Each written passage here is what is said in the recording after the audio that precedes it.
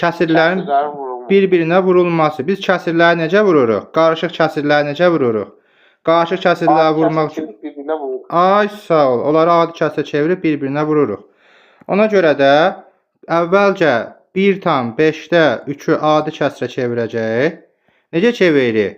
5-i 1-ə vurub üstünə 3 gəlir. Bəli, 5-də 8. Ondan sonra 5-də 8-i vuracağıq 2-də 5-ə. Burada 5-lər ixtisar gedir. 8-i də 2-yə böləndə nə eləyir?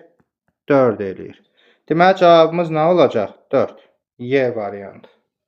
Ədədin 20-də 17 hissəsi ədədin neçə faizidir? Deməli, uşaqlar, bizə bir dənə kəsir verir. 20-də 17 kəsiri. Biz bu kəsiri faizə çevirməliyik. Necə? Məxrəci 100-ə tamamlayır. Ay sağ ol. Ya məxrəci 100-ə tamamlayacağıq, ya da 100-ə vuracağıq. Düz deyirsiniz.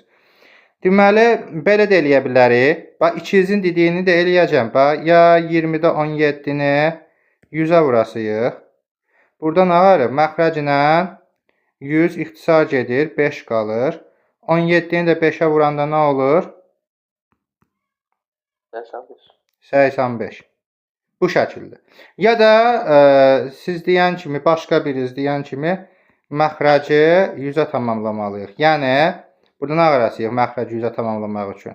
Məxrəc və surəti 5-ə vurmalıyıq. Bəli. Bu zaman olacaq 85. 85 isə 85% deməkdir. Bəli. Deməli, cavabımız olacaq B variantı.